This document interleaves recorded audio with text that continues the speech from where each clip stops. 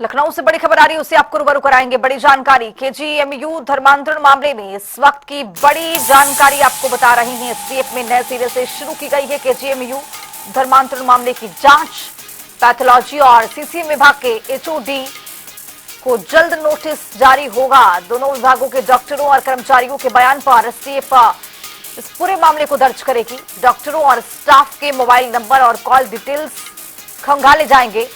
यौन शोषण और धर्मांतरण मामले में डॉक्टर जेल गए हैं, तो रमीज की जांच अब तेज होती जा रही है। आरोपी रमीज के आगरा कनेक्शन खंगाली जा रही है। एसटीएफ लगातार इस पर कार्रवाई कर रही है। आगरा में सक्रिय व्हाट्सएप ग्रुप इस्लामिक मेडिकोज की भी अब जांच हो रही है।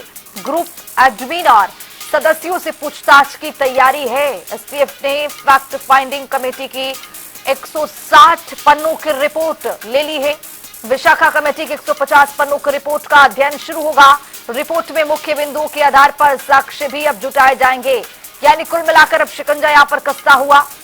एसटीएफ लगातार इस पूरे मामले को गहनता से जांच कर रही थी, पड़ताल कर रही थी। अब जैसे जैसे साक्ष्य मिल रहे हैं, सब कुछ पेश करने के मूड में एसटीएफ। और यहां पर आपको बताते चले कि आरोपी रमेश के आगरा कनेक्शन खंगाली जा रही है। एसटीएफ खंगाल रही है। आगरा में व्हाट्सएप ग्रुप सक्रिय था। इस्लामिक मेडिकोज की भी अब जांच होती हुई। ग्रुप एडमिन सदस्यों से गंभीरता से पूछताछ की जाएगी। एसटीएफ ने फैक्ट फाइंडिंग कमेटी की 160 पन्नों की रिपोर्ट ले ली है और इसी रिपोर्ट के आधार पर अब जांच पड़ताल की जाएगी। लखनऊ से अनूप कुमार सिंह हमारे साथ, हमारे सहयोगी जुड़ चुके हैं। अनूप, क्या अपडेट मिलता हुआ इस पूरे मामले को लेकर?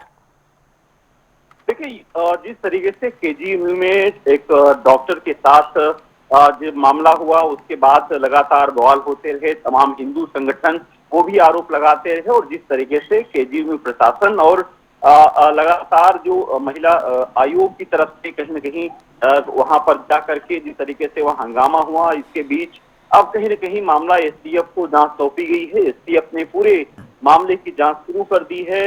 डॉक्टर से उसके कॉल्स की डिटेल जो है वो उसमें खंगाली जा रही। यौन शोषण धर्मांतरण के मामले में जिस तरीके से मामला सामने आया था, उसकी भी जांच की जा रही है। अब तक जिस तरीके से लगातार जो फैक्ट्स मिले हैं, करीब कमेटी जो बनाई गई थी उसमें 160 पन्ने की रिपोर्ट जो है उसकी अध्ययन कर लिया है।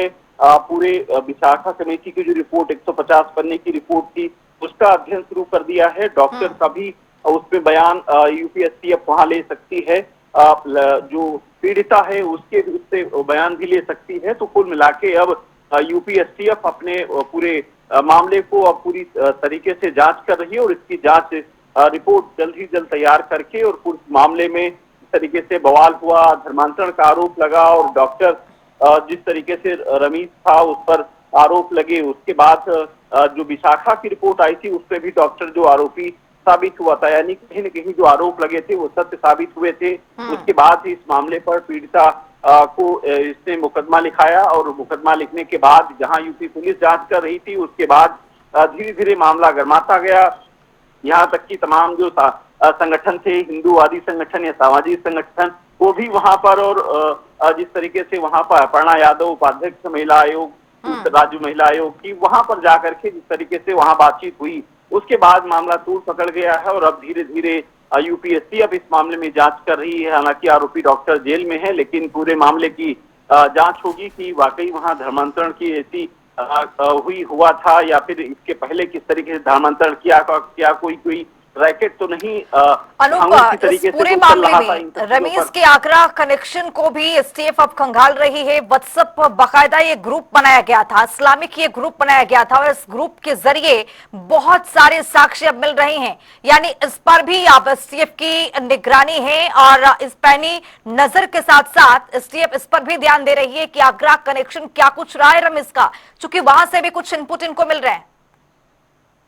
बिल्कुल सही बात है। लगातार यूपीएससीएफ जांच ही कर रही है और ये देख रही कनेक्शन कहीं झांगुर से तो नहीं था, झांगुर जैसा कोई कनेक्शन तो नहीं यहाँ पर लगाया जा रहा था या इस तरीके से कोई रैकेट था या कोई इस तरीके से जो तमाम और जो लोग हैं वो किस तरीके से इसके साथ में सहयोग कर रहे थे। तो इन सब चीजों मामलों पर यूपीएससीएफ अब जांच कर रही है। उसके जो फोन कॉल्स हैं वो कहीं न कहीं काफी खुलासे कर सकते हैं कि किस तरीके से, और फिर सबसे बड़ी बात है कि ये फंडिंग वगैरह जो हुई है उस पर भी कहीं न कहीं इस मामले खुल के आएंगे हालांकि थोड़ा सा वक्त है, जरूर है, लेकिन पूरे मामले की जांच है यूपीएससीएफ करके मामले को पूरा खुलासा करेगी कि किस तरीके से डॉक्टर रमीज के साथ साथ और कितने लोग थे इसमें शामिल हैं, क्या इनकी मंशा थी और किस तरीके से धर्मांतरण करवाते थे।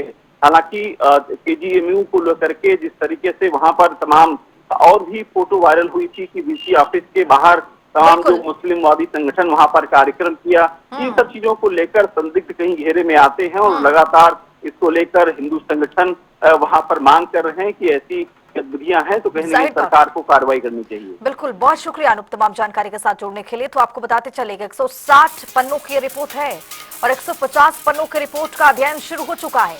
चूंकि इसी रिपोर्ट के आधार पर अब एसटीएफ कार्रवाई कर रही है। रमीज के आगरा कनेक्शन को भी खंगाला जा रहा है कि आखिरकार ये व्हाट्सएप ग्रुप से क्या चल रहा था, किस तरह के ये ग्रुप था, इसमें किस तरह से काम किए जा रहे थे। यानी कुल मिलाकर अब एसटीएफ ने कड़ी निगरानी के साथ रमीज के आगरा कनेक्शन को खंगाल रही है और इसके साथ साथ व्हाट्सएप ग्रुप पर भी पैनी नजर है एसटीएफ की।